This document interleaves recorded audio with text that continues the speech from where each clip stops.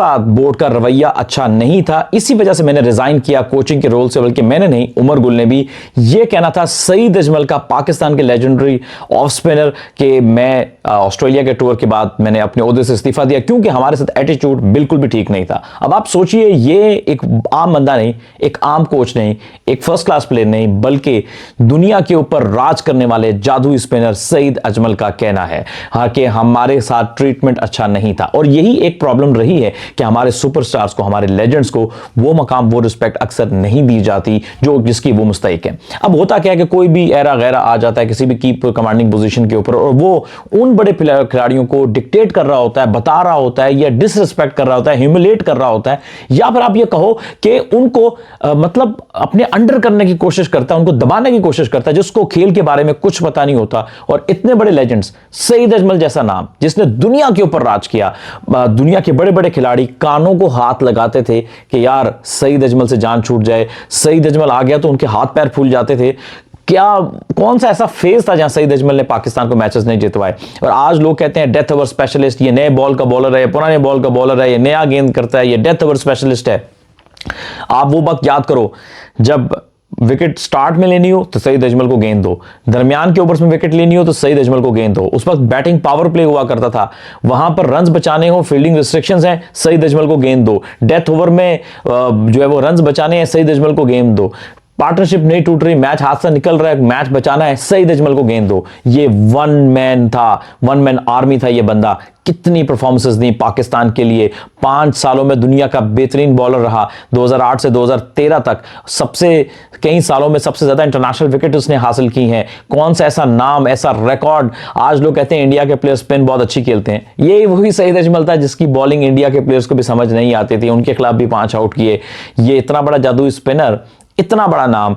पहले तो जब ये रिटायर हुए तो बड़ा उनको रुस्वा करके रिटायर किया गया, कोई वो प्रोटोकॉल नहीं दिया। जब उन पे, आपको याद है सईद अजमल साहब ने कई इंटरव्यूज में बात कही थी कि जब मुझ पे बैन लगा तो ऐसे बिहेव करने लगे जैसे मतलब किसी से जान छुड़ाई जाती है। और ये सब भूल गए कि यार इस बंदे की कितनी परफॉर्मेंसेस है पाकिस्तान के लिए, इसने कितना परफॉर्म किया है।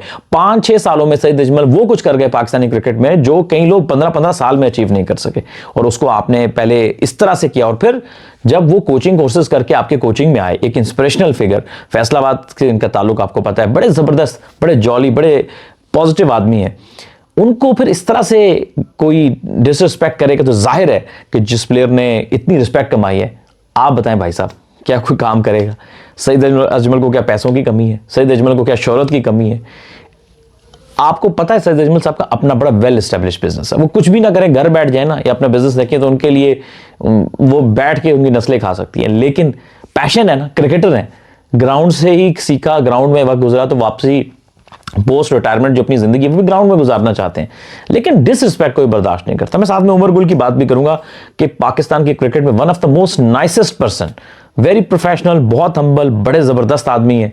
क्रिकेटर तो बड़े थे ही थे, all time greatest fast bowler है T20 क्रिकेट में, और उनकी वैसे पाकिस्तान के लिए वनडे क्रिकेट में भी बड़ी परफॉर्मेंसेस हैं, और कुछ मैं टेस्ट क्रिकेट में भी हमें फिंगर टिप्स में उनकी परफॉर्मेंसेस याद हैं जो उन्होंने बड़ी यादगार परफॉर्मेंसेस दी।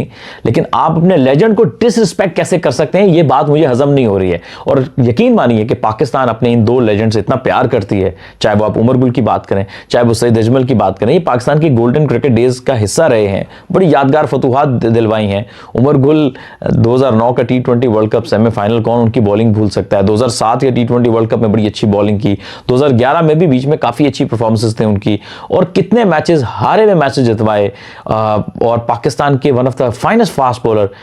तो जब आप नॉन प्रोफेशनल लोगों को उनके ऊपर बिठा देते हैं और उनसे कहते हैं कि आप इनको चलाओ, तो फिर मैं समझता हूं कि ये बड़ी डिसरिस्पेक्ट है। और आगे मैं समझता हूं उसका अजाला भी होना चाहिए, और मेक श्योर करना चाहिए कि किसी भी लेजेंड क्या, किसी भी प्लेयर की, हर किसी की बड़ी रिस्पेक्ट होती है, कि किसी की डिसरिस्पेक्ट ना हो।